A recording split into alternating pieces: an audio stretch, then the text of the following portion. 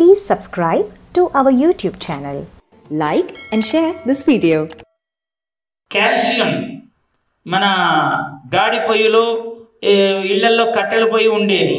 ఆ బూడిద తీసుకుని ఆ బొగ్గు దాన్నంతా అని దాంట్లో ఉప్పు కలిపి పళ్ళు తోముకునే వాళ్ళని చిన్నప్పుడు. మీ అందరికీ అనుభవమే. ఇప్పుడు మీ టూత్పేస్ట్లో ఉప్పు ఉందా అంటాడు వీడు కొత్తగా మళ్ళీ ఉప్పు కలుపుతున్నాడు.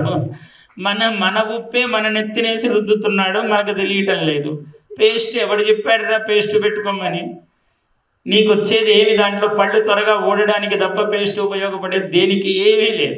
పూర్వకాలం పెద్దవాళ్ళందరూ, మా అమ్మ ఉన్నది, ఆమెకు 86 సంవత్సరాలు. మీరు మా అమ్మను చూస్తే 60 ఏళ్ళ ఆమెలాగా ఉంటుంది. బియ్యపు గింజలలాగా చక్కని పలువరుస ఉంటుంది. కారణం ఏమి? చిన్నప్పటి నుంచి వాళ్ళు వాడే విధానము. పేస్ట్లు మన తరానికి వచ్చాయి, మన దురదృష్టానికి వచ్చాయి. ఇవన్నీ కూడా ఊరికే పొయ్యిలో బూడిద చూసి పళ్ళు రుద్దుకునేదానికి దానికి 200 రూపాయలు ఖర్చు పెట్టి మనం త్వరగా పళ్ళు ఊడగొట్టుకుని నానా యాతనలు పడి, డెంటిస్ట్ అండి ఎక్కడికి వెళుతున్నామంటే డెంటిస్ట్ దగ్గరికి వెళుతున్నానండి, అదొక ఫ్యాషను. నెల టెస్ట్ చేయించుకోవాలి. వీడికి ఏ పళ్ళు ఊడింది, ఏది ఉంది, ఏది పోయిందని చూసుకోవడానికి ప్రతి నెల టెస్టింగు, డాక్టరు, ఫీజు, డబ్బులు. ఊరికే దారిలో పోతుంటాడు. దారిలో పోతూ వీడికి జనరల్ చెకప్ అని ఒకటి కాన్సెప్ట్ వచ్చింది. ఇది చాలా కాలం అయింది వచ్చి. ఊరికే ప్రతి నెల చెక్ చేయించుకోవాలి అని.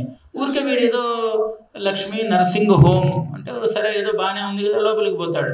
పోతే డాక్టర్ ముందు బాగుండేవాడిని పడుకోబెడతాడు ముందు దాని మీద. వీడు బాగానే ఉన్నాడు, ముందు పోగానే పడుకోండి అన్నాడు. లోపలికి వస్తే ఏదో లేకుంటే రాడు కదా అని ఆయన నమ్మకం, ఏదో ఉంటుందని వీడి నమ్మకం, వీడి అనుమానము ఆయన నమ్మకము కలిసి పడుకోబెడతాయి మొత్తానికి వాడిని. వీడు బాగా తిరుగుతున్నవాడు. ఏమైందయ్యా అంటే వీడు లోపలికి పోగానే పడుకోవయ్యా అంటాడు. ఇలా కడుపు మీద 3 సార్లు నొక్కుతా. డాక్టర్లు ఉంటే ఎవరైనా మన్నించండి, ఏమనుకోకండి. అందులో ఇలా 3 సార్లు నొక్కుతాడు. నొక్కితే ఎలా ఉంది, నొప్పిగా ఉందా అంటాడు. లేదండి అన్నాడు. మళ్ళీ ఇంకో కొంచెం నొప్పాడు. ఎలా? లేదండి నొప్పి లేదన్నాడు. మళ్ళీ ఈ వైపు అన్నాడు. ఈసారి గట్టిగా నొక్కాడు డాక్టరు. వీడు లేదు అంటున్నాడు కదా అంటే అబ్బా అన్నాడు. ఉందా అంటే ఉందండి, నొప్పి ఉందండి. వీడు కూడా బాగుండదు కదా, పదే ఎన్నిసార్లు నొక్కినా లేదంటే బాగుండదేమో అని వీడి మొహమాటం కూడా. అందుకని 3వసారి డాక్టర్ కూడా గట్టిగా నొక్కాడు. వీడు కూడా నమ్మకంగానే కొంచెం ఉన్నట్టుందండి. అదేనండి, అస్సలు ఈ రోజు కనుక దాటుంటే ఇంకా అన్నాడు. ఎందుకంటే ఎవరిది ఈరోజు రాకపోతే అయిపోయి ఉండేది అన్నాడు. ఏమైపోయేది అంటే డాక్టర్లకు పేషెంట్ లేడు, వీడు ఈ నెలకంతా వీడే మొదటివాడు, శ్రీకారం వీడే. అందువల్ల వీడిని జాగ్రత్తగా చూసుకోవాలి. ఓ పెద్ద లిస్టు డాక్టర్లు ఇచ్చేటప్పుడు కూడా చాలా జాగ్రత్తగా ఇస్తారు. ఒక లిస్టు రాసి కోర్సు ఏది వాడి ఈ రోజుకు మాత్రాన్ని ఇవ్వడు. ఒక వారము, 10 రోజులు, 15 రోజులు వీలైతే, లేదా నెల, ఆయన కెపాసిటీని బట్టి, వచ్చిన వాడి యొక్క స్థాయిని బట్టి చూసి ఏం చేస్తారు ఏమన్నీ వివరాలు తీసుకుంటాడు కదా డాక్టర్ కూడా. అన్నీ నర్సులే తీసుకుంటారు, లేదా తీసుకుని ఈయన ఖర్చంతా వెళ్ళిపోవాలి. 5 మంది నర్సులు, డాక్టరు, ఈ నెల నుంచి ఏమీ లేదు, వీడే ప్రథమము. అందువల్ల అన్నీ కలిపి బిల్లు నెల రోజులది రాస్తాడు. కోర్సు అంటే ఇవి ట్రై చేయండి అంటాడు డాక్టర్ కూడా. ఎవరికి పాపం మాటల్లో ఆయనకే గ్యారంటీ ఉండదు. నేను ఏం మంది ఇస్తున్నానో, వాడికి ఏం రోగం ఉందో ఈయనకు తెలియదు. ఎందుకంటే వీడికి కాలు నొప్పి అయితే కంటి డాక్టర్ ఆయన, ఒకడికొకడికి సంబంధం ఉండదు. పూర్వకాలం నాడి పట్టుకుని చూసేవాడు. వాడికి శరీరంలో ఎక్కడ దోషం ఉన్నా తెలిసేది. ఇప్పుడు నాడి పట్టుకునేవాడే లేడు. వాడి చెవులో అది పెట్టుకోవాలి, ఇలా వాడు చూడాలి. వాడికి ఏదో తోస్తుంది, ముందు పడుకోబెట్టి ఎక్కడ వీడి కాలు నొప్పితో అయినా కడుపు మీదే నొక్కుతాడు. అసలు చూడండి దీంట్లో తేడా ఏముంది. నేను హాస్యంగా చెప్తున్నాడు కానీ నిజమైతే ఇది. కడుపులోనే నొక్కుతాడు. కడుపు మీద ఎందుకు నొక్కాలండి? కాలు నొప్పితో వచ్చారంటే వాడు అంతా అయ్యాక నాకు కాలు నొప్పి అండి అని చెప్పాడు అనుకోండి పొరపాటుగా, అట్లనా, కానీ వాడండి అని చెప్తాడు.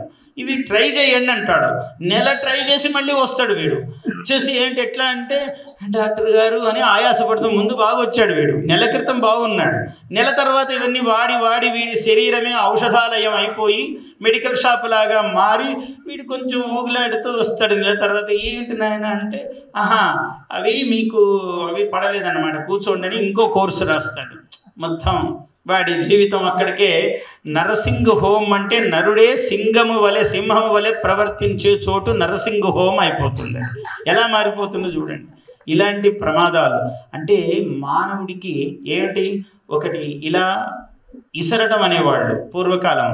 ఇప్పుడు అమ్మగారులు ఎవరు విసిరేటట్టు లేడు, ట్రర్ అని వేస్తారు. ఆరోగ్యం కూడా ట్రర్, ఇది అది రెండు ఒకటే. లేదా అని దంచేవాళ్ళు. అసలు దీనిపాటి వ్యాయామము దేనికి లేదు కదండి. దంచడం అంటే ఏమిటి? సువ్వి, సువ్వి, ఏమి సువ్వి లేదు గువ్వి లేదు, సువ్వు అయిపోయింది. ఏమి దంచడం లేదు, టుర్ర అంతా మిక్సీ అయిపోయింది. ఏమి మిక్స్ అయిపోయింది అందులో. అమ్మగారు అయ్యగారు, అయ్యగారు, అమ్మగారు, అమ్మగారు, ఇద్దరు ఎవరి పాటికి వాళ్ళు ఇద్దరు నిష్ణాతులే. ఇందులో ఎవరు ఏమి అమ్మగారిని అంటున్నాను అనుకోకండి, అయ్యగారు ఇంతకన్నా గొప్పవాళ్ళు, వాళ్ళ గొప్పది చెప్తాం మళ్ళీ. అందువల్ల అయిపోయింది, అలాగా అయిపోతుంది. అయిపోతే ఇంకేంటి, ఉతకట, బట్టలు తీసిలా అనేవాళ్ళు. ఏమి గొప్ప వ్యాయామం అండి. ఒక వస్తువుని ఇలా తీసుకుని ఇలా అని ఇలా ఏం వ్యాయామాలు చేస్తే దీనికి సాటి ఏమి లేదు. టొర్ర అన్నీ బయటర్రని అన్నీ మొత్తం వెళ్ళిపోతున్నాయి. కానీ ఉతకటము లేదు, దంచటము లేదు, విసరడము లేదు, ఏది లేనిది. ఏమో గురువుగారు ఆ మధ్య కొంచెం నాకు ఈ స్పాండిలైట్ ఇది వచ్చింది, నాకు ఈ మధ్య గురువుగారు నేను కింద కూర్చోలేను గురువుగారు అంటే, చెయ్యి ఇలా తిప్పి తినలేను, నడవలేను, కూర్చోలేను, మాట్లాడలేను. ఎందుకు జీవితము? ఎందుకు అవుతోంది ఇట్లా అంటే, మనం ఏమి చేయటం అన్నీ అనుకున్నాం, అన్ని సుఖాలు వచ్చేసాయి, భోగాలు. సుఖం మరిగిన తర్వాత శరీరం అందులో వీడు పడుకుని కాళ్ళు జాపుకొని ఇట్లా పెట్టుకుని వీడు వెళ్ళి ఆ టీవీని చూసి మార్చే పని లేదు. ఇక్కడి నుంచే రిమోట్ పట్టుకొని అన్ని వీడి సోమరితనము 1000 విధాల వర్ధిల్లుగా కానీ వాడు రిమోట్లో ఒకటి తయారు చేశారు.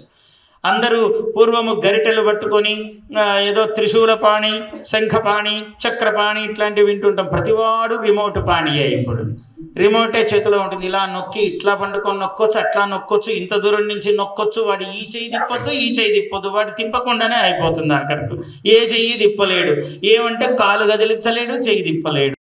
Please subscribe to our YouTube channel. Like and share this video.